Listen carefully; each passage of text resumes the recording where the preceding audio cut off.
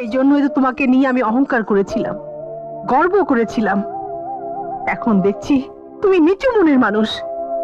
তোমার মুখের ভাষা ছোট লোকের মতো। শিখা, তুই ফিরে যেতে চাইলেও আমি তোকে যেতে দেব না। মা, প্রদীপ আর আমার ঘটনাটা ব্যক্তিগত ব্যাপার, এই ব্যাপারে তুমি বাধা দিও না। অবশ্যই দেব। এরপরও কি তুমি বিশ্বাস করতে চাও যে শিখা তোমার সঙ্গে কোনো সম্পর্ক রাখবে? এরপরও কি এখানে দাঁড়িয়ে স্বামীর অধিকার দেখাবে? না, বিশ্বাসের যেখানে মৃত্যু হয়েছে সেখানে অধিকারের প্রশ্ন আর আসে না। খুব ভালো করেছিস। মানুষ আপন হতে পারে, কিন্তু রোগ তো আর আপন নয়। তাছাড়া সুদীপা আমার একমাত্র আদরের নাতনি। সুদীপা নয়, জয়া। মা, তুমি নাকি আমার শাশুড়িকে অশিক্ষিতা সেকেলে বলেছ? কে বলেছে? তোমার জামাই। আসলে প্রদীপ একটা চরম মিথ্যুক। মা, আমার স্বামীকে মিথ্যুক বলবে না। কেন বলবো না? প্রদীপ যে আমাকে অভদ্র মহিলা বলেছে সেটাও বল মিথ্যে। প্রদীপ বলেছে? হ্যাঁ, শুধু কি তাই, আরো বলেছে বিয়ের পর তুই নাকি পর হয়ে গেছিস, তোর প্রতি আমাদের কোনো অধিকার নেই। কেন থাকবে না মা? তবু আমার শাশুড়ির কোনো ব্যাপারে তুমি আর কোনো কথা বলবে না মা? মনে হচ্ছে অঘটনটা বোধহয় ঠিকই ঘটাতে পারবো। বাবা বিকাশ চাঁদ, এতদিনে তোমার মনের আশাটা বোধহয় পূর্ণ হতে চলেছে। Note this point. শিখা যদি মনে করে জয়াকে তোমার কাছে দূরে সরিয়ে রাখবে, তাহলে শিখাকে আমার জীবন থেকে দূরে সরে থাকতে হবে। প্রদীপ, আমার কথাটা শুনে যা। আমার কথা তুই উল্টো বুঝেছিস। ভগবানই জানেন বলতে চাইলাম কি, আর পাগল ছেলেটা বুঝলো কি না জানি, আবার কোন ঝগড়া বাঁধিয়ে বসে। কি বলতে চাইছো তুমি? আমার মাকে বাড়িতে অসুস্থ অবস্থায় একা ফেলে রেখে তুমি জয়াকে নিয়ে বাড়িতে চলে এসেছো কেন? তোমার কাছে কি আমার মায়ের কোনো মূল্য নেই? আমার সম্পর্কে এই মিথ্যে ধারণাটা তোমার মনে কে জন্ম দিল জানতে পারি? কি বলতে চাইছো তুমি? আমার মা আমাকে মিথ্যে বলেছে? সত্যি না মিথ্যে বলেছে আমি জানি না। যদি মা এই কথাটা বলেই থাকে, তাহলে এরপর থেকে মাকে শ্রদ্ধা করতে আমার বিবেকে বাঁধবে। মাকে মা বলে ডাকতে আমার কষ্ট হবে। আমার মা সম্বন্ধে আর একটা কথা উচ্চারণ করবে না তুমি। আমার মাকে যে অবহেলা করবে, যে অশ্রদ্ধা করবে, তাকে আমি জীবনে মাফ করব না।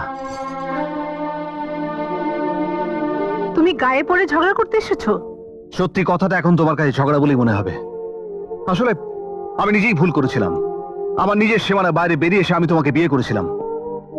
আমি সেদিন বুঝতে পারিনি যে ধনী আর গরিবের মধ্যে ব্যবধান কত।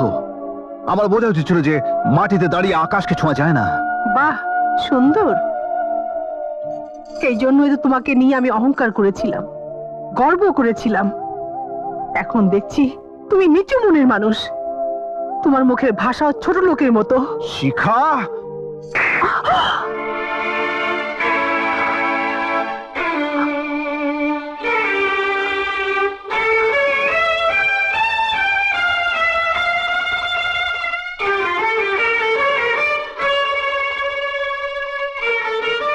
ভালো, খুব ভালো করলে। এবার তো স্বীকার করবি যে এই বিয়েটা করে তুই জীবনে কত বড় ভুল করেছিস। দাঁড়ান, আপনি আমাদের স্বামী স্ত্রীর মধ্যে নাক গলাতে আসবেন না। কেন আসবে না?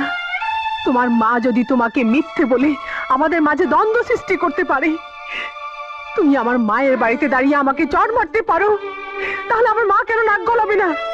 তুমি মনে করেছো আমাকে বিয়ে করেছো বলে আমি তোমার কেনা গোলাম হয়ে গেছি? শিখা, শিখা, আবেগ চিরস্থায়ী নয় বলি ঐশ্বর্যের মধ্যে দাঁড়িয়ে তুমি ভুলে গেছো যে তুমি আমার স্ত্রী। যাকে তুমি জয়াকে দিয়ে দাও, আমি চলে যাচ্ছি। আমি চাই না যে এই ঐশ্বর্যের দুর্গন্ধ আমার সন্তানের জীবনকে দূষিত করে তোলে। জয়াকে 10 মাস 10 দিন পেটে ধরেছি আমি, তাই আমি যেখানে থাকবো আমার জয়াও সেখানে থাকবে। শিখা, শিখা, তাহলে তুমি একটা কথা জেনে রাখো শিখা, জয়াকে তুমি কিছুতেই আটকে রাখতে পারবে না। আমি যেমন করেই হোক জয়াকে আমার মার কাছে নিয়ে যাবই।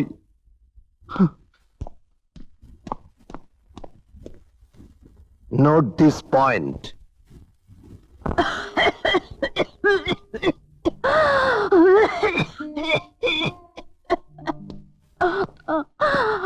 মা, প্রদীপ, প্রদীপ, মা তোমার শরীর কি খুব খারাপ লাগছে মা? বাবা আমার বৌমা জয়া ওরা এলো না। না মা, শিখা বলেছে সে আর কোনোদিন এ বাড়িতে আসবে না, আর জয়াকেও আসতে দেবে না। তুই তুই জানিস না বাবা, ডাক্তারের ওষুধ আমাকে ভালো করতে পারবে না।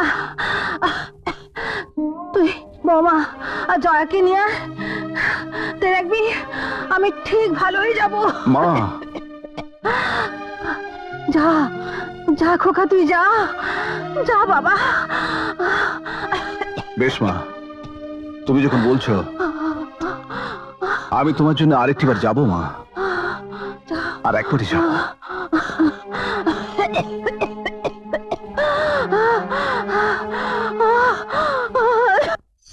না, তুই ফিরে যেতে চাইলেও আমি তোকে যেতে দেব না।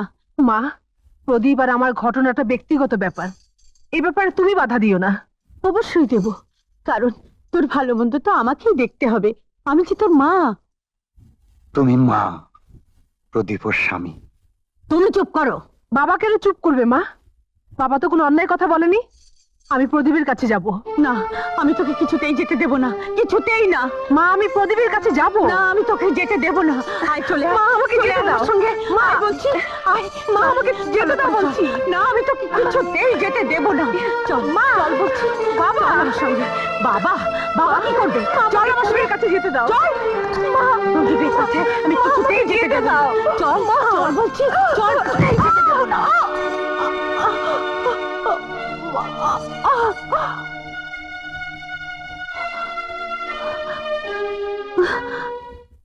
শিখা, শিখা, শিখা, ছোট লোকের মতো চিৎকার করো না, এটা ভদ্রলোকের বাড়ি। আমি আমার স্ত্রীকে নিয়ে যেতে এসেছি, ওকে ডেকে দিন। এই কথাটা বলতে তোমার এতটুকু লজ্জা হলো না? হুঁ, যে স্বামী তার স্ত্রীকে মারধর করে, সেই স্বামী তার স্ত্রীকে ফিরিয়ে নিয়ে যেতে এসেছে? না, তা হয় না, হতে পারে না। তোমাকে বিয়ে করে শিখা যে ভুল করেছে, এবার এবার তার প্রায়শ্চিত্ত করবে তোমাকে ডিভোর্স করে। এই নিষ্ঠুর কথাটা যত সহজে আপনি উচ্চারণ করতে পারলেন, এই কথা কিন্তু শিখা আমার সামনে দাঁড়িয়ে কখনোই বলতে পারতো না। আমি আমার শিখাকে, আমার জয়াকে এ বাড়ি থেকে নিয়ে যাবই, কেউ আটকাতে পারবে না।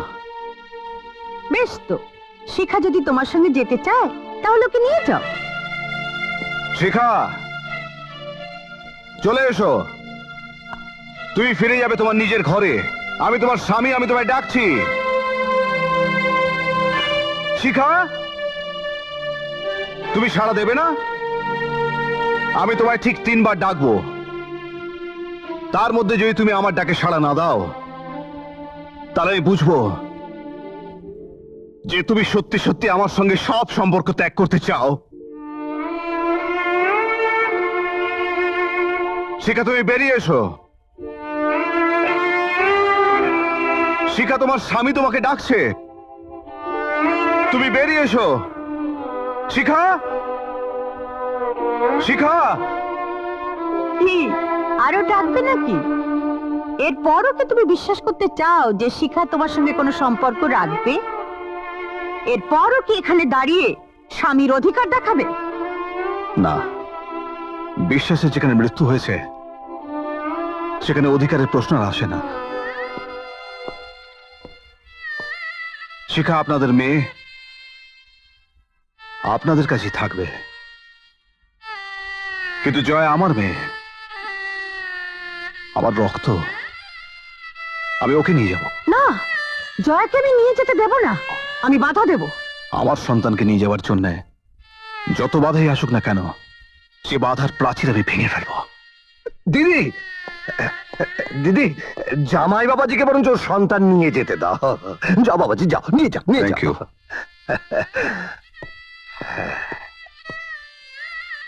তুই তুই আমার সঙ্গে এইভাবে শত্রুতা করলি? না না দিদি, বরঞ্চ তোমার উপকারই করেছি। হ্যাঁ, ওই শিখা জানবে যে প্রদীপ এসেছিল, আর শিখার কোল ফাঁকা করে দেবার জন্য ওর সন্তান নিয়ে চলে গিয়েছে। শিখার প্রদীপের বিচ্ছেদের দেওয়ালটা বেশ শক্ত করে তৈরি করে দেওয়া গেল। মা, মা আমি তোমার বৌমাকে আনতে পারলাম না মা। শিখা আমার সঙ্গে সব সম্পর্ক ছিন্ন করে দিল। কিন্তু মা, আমি জয়কে নিয়ে এসেছি। এই দেখো, ওকে তুমি কোলে নাও মা। ও মা, ও মা ওঠো না মা। মা, মা তুমি তো বলেছিলে জয়কে এনে দিলে তুমি তুমি সুস্থ হয়ে যাবে মা। কেন মিথ্যে বলেছিলে আমাকে তুমি? বলো মা, কেন তুমি আমাকে মিথ্যে বলেছিলে? মা, মা শিখা তোমাকে আমার কাছ থেকে পর করে দিল। আমি আর কোনোদিন তোমাকে মা বলে ডাকতে পারবো না। আমিও তোমার সামনে প্রতিজ্ঞা করছি মা, জয়াকে নিয়ে আমি গ্রামের বাড়িতে চলে যাব। জয়ের বুকে শিখা কোনোদিন মা ডাক শুনতে পাবে না। কোনোদিন মা ডাক শুনতে পাবে না। কোনোদিন পাবে না। কোনোদিন পাবে না মা, কোনোদিন পাবে না, কোনোদিন না।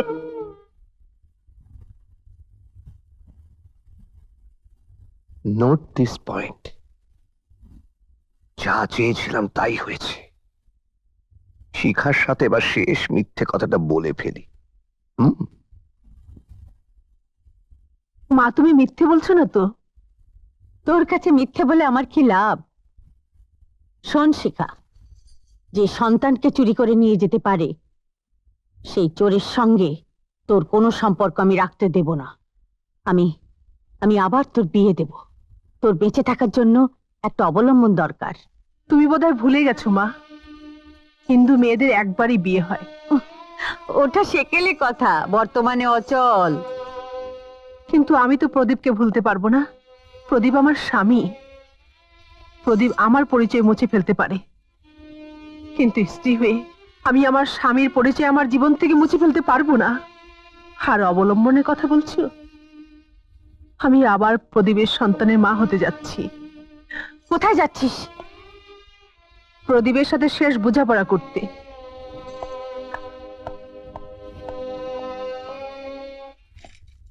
বুলা, দিদিমণি, এত এত দেরি করে এলে? মা আর প্রদীপ কোথায়? মা মা নেই। দাদাবাবু খুকিকে নিয়ে অনেক অনেক দূরে চলে গেছে।